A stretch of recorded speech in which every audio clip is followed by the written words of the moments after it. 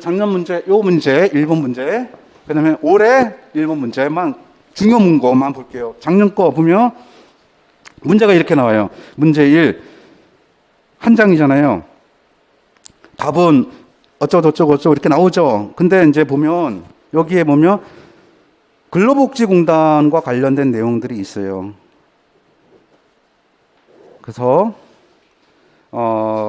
갑은 제철 주식회사에서 입사해서 일을 하다가 장기간 소음에 노출되어 있어서 오른쪽 청각에 중대한 장애가 발생했고, 그래서 다른 데로 가겠다라고 요청을 했고, 그래서 근무하다가 이제 나중에 2009년도에 이제 퇴사를 했어요.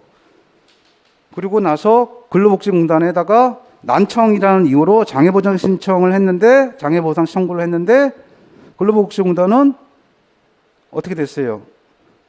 3년간 보험급 청구를 안 했다.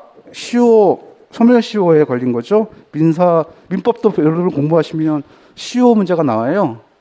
시효가 3년인데 3년간 행사하지 않았다. 그래서 소멸되었다. 그래서 못 주겠다. 장애금 못 주겠다. 부지급 결정을 했어요. 이에 갑은 불복하여 근로복지공단에 심사 청구를 하는 거죠. 그리고 또 재심사 청구를 해요. 심사 청구, 재심사 청구를 하였다. 이에 근로복지공단은 갑의 상병이 업무상 재해인 소음성 난청이라고 보기 어렵다는 처분 사유를 추가하였다. 여기 포인트가 추가예요. 처분 사유를 추가하였다. 포인트가 추가.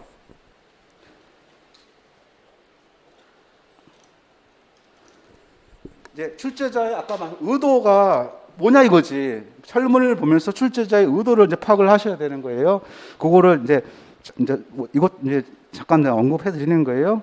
처분 사유를 추가했다. 여기에 밑줄을 그으셔야 되는 거예요. 문제를 딱 읽고 내가 밑줄을 어디다 그을까? 핵심은 출제자가 뭘 의도하는지, 뭘 묻는지를 아셔야 되잖아요. 출제자는 처분 사유를 추가하였다가 포인트예요. 추가하였다. 다음 물음에 답하시오. 그 다음에 별표 해놓고 뭐 이제 이렇게 있어요. 문제 1. 근로복지공단이 행정심판의 피청구인이 될 수 있는지를 검토하고. 자, 포인트가 나오죠.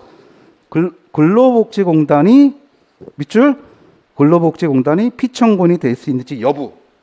그게 이제 여부. 그 다음에 근로복지공단의 심사 청구 및 재심사 위원회의 재심사. 그러니까 근로복지공단의 심사 청구, 그다음 위원회의 재심사 청구의 법적 성질. 심사 청구와 재심사 청구의 법적 성질을 뭔가 출제자는 궁금한 거예요. 여러분들이 어떻게 뭐라고 쓸지가 그거예요. 그다음에 물음 2. 근로복지공단에 의한 처분 사유. 여기 있죠. 추가. 처분 사유의 추가가 허용될 수 있는지 여부. 그죠? 이 문제예요.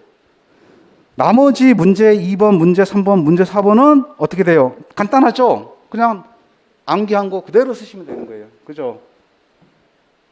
자, 1번 문제가 이제 보면 이렇게 나와요. 그러면 여러분들이 물음 1에 대해서 피청구인이 될 수 있나? 근로복지공단이?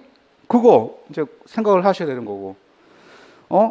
그 다음에 심사청구 재심사의 법적 성질. 법적 성질을 논하시오라는 거는 이게 작년 문제가 좀 어려웠던 난이도가 있었던 거예요, 이게. 예. 법적 성질을 논하시오. 이거 당황스러웠을 것 같아요. 이거 법적 성질이 뭐지? 이건 거의 사실상 지금 변시 시험에서 나와 있는 패턴이에요. 변호사 로스쿨 졸업을 3년 다니고 변호사 시험을 이제 봐야 되잖아요. 그런 문제 형태예요, 이게. 그 다음에 이제 이 문제 물음 2가 처분 사유 추가가 허용되는지 여부. 이거는 이제 이론이 많아요. 판례도 많고. 본격적인 그리고 문제 1 자체, 이 설문 자체는 뭐였느냐? 제가 이거 한 장 들었죠? 예.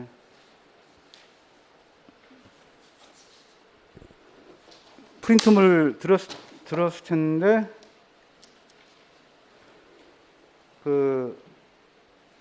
194페이지라고 되어 있는 거 있을 거예요. 예, 194페이지로 되어 있는 거라고.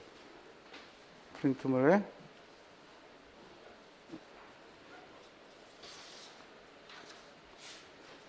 거기 보면 이제 지금 제 책자로 나오면 페이지 숫자가 틀려질 거예요. 예.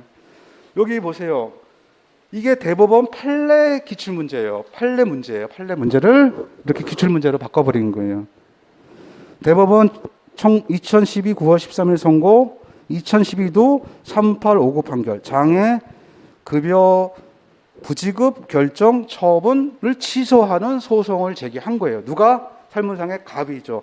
소음성 난청을 호소하시는 근로자가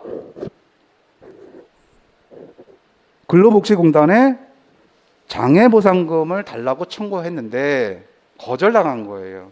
그 소송을 대법원까지 간 거예요. 대법원까지 가서 결론이 나온 거예요. 그 내용을 이 출제자는, 작년도 기출문제 출제자는 그거를 케이스로 만들어서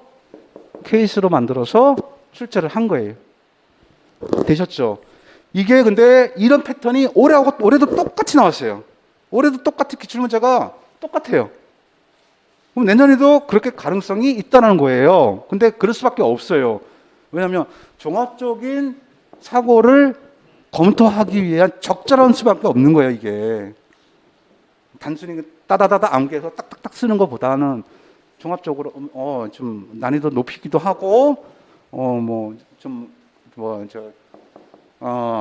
변별력을 높이려면 방법은 여기에서 이렇게 최신 판례 위주로 문제를 내 가지고 변형해서 똑같아요. 근데 변형하고 것도 없어요. 거의 똑같아요.